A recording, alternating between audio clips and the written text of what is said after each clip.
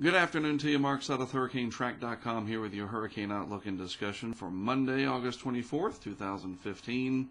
Starting today's tour off with a look at sea surface temperature anomalies, departures from normal. I think it's pretty obvious what's happening in the northern hemisphere. Pretty warm Atlantic now.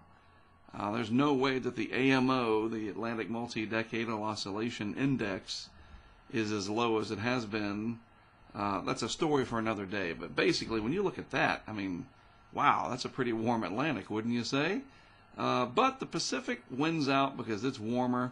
We have the El Nino down here, and then this just ridiculous warm northeast Pacific Ocean as well. Pretty overwhelming overall, but boy, the water temperatures in the northern hemisphere really, really warm. And if we look at the main development region here between Africa and the Lesser Antilles, this has really warmed up in the last several weeks, especially so just off of Africa, extending out several hundred miles. But even through here, this is a little cold patch left over from Danny, but even through this region towards the Lesser Antilles, looking at a maybe a half to a 1 degree Celsius positive anomaly above the long-term average. What you can definitely take away from this, and my eyes don't deceive me, and this is today's map, there's, with the exception of this one little island, no blue.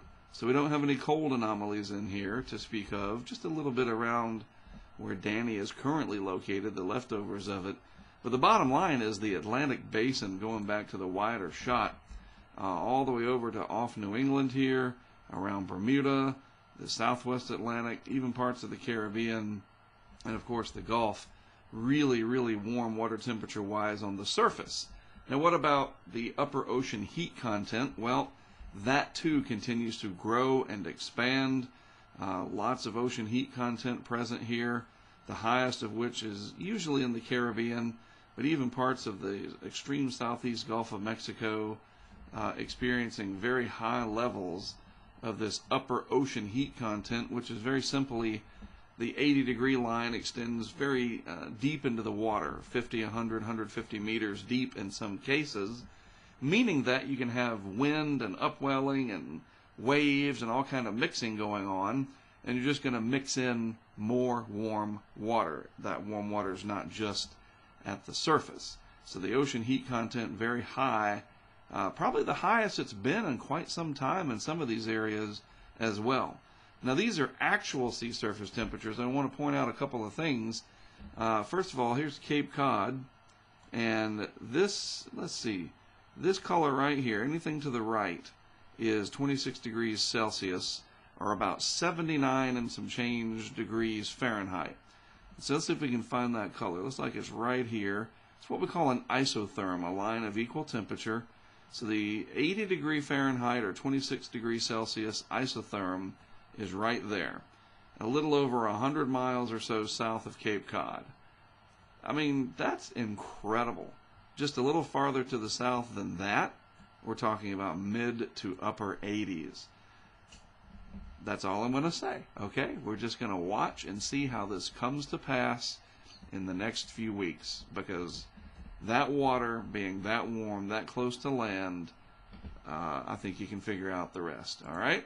In the Gulf of Mexico, absurd water temperatures over here against the coast of Florida, 90, 91 degrees Fahrenheit.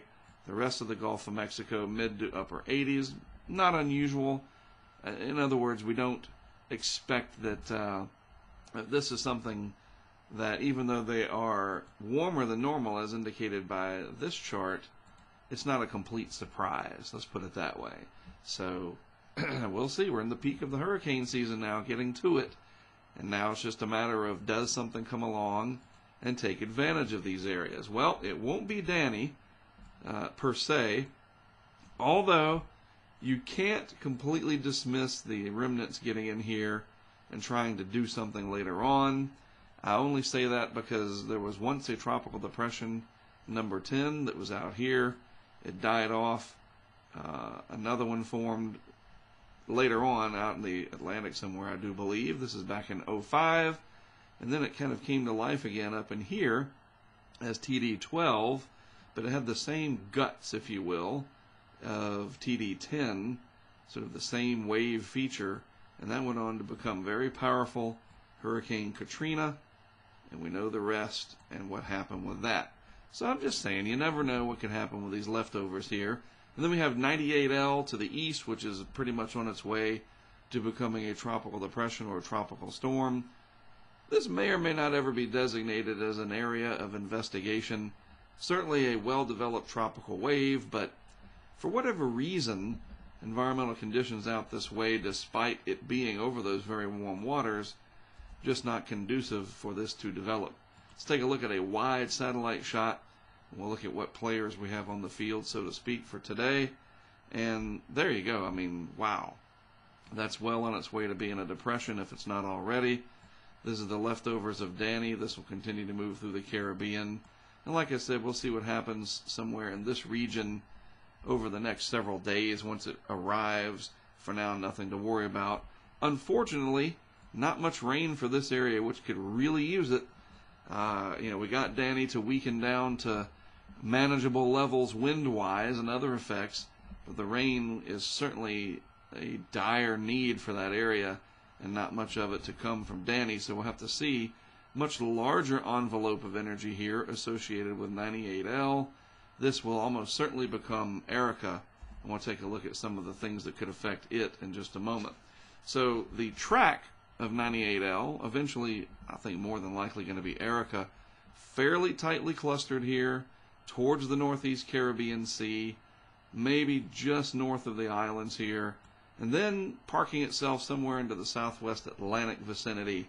And at that point, two camps develop of models.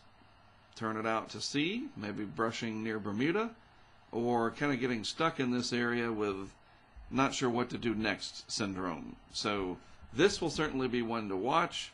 The model's generally in agreement on an upward trend of intensification towards hurricane strength over the next few days. So we shall see what we shall see, as they say.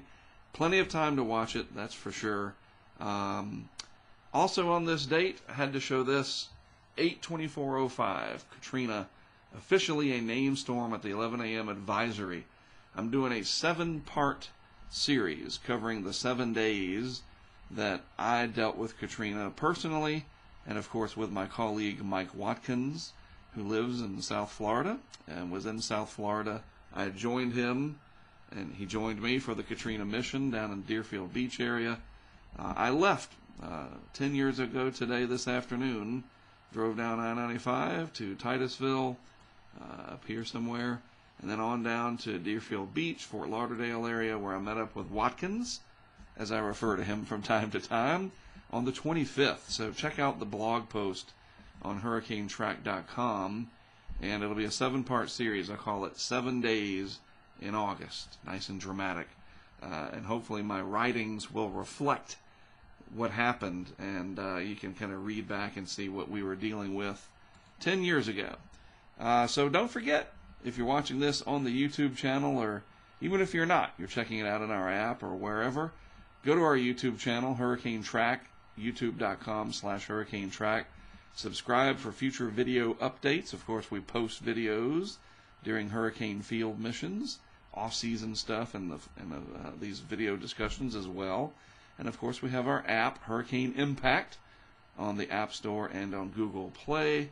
So check that out if you haven't already. Just thought I'd promote that as I wrap things up. Have a good rest of your Monday. Thanks as always for tuning in. I'm Mark Sudduth for hurricanetrack.com. And of course, I'll talk to you again tomorrow.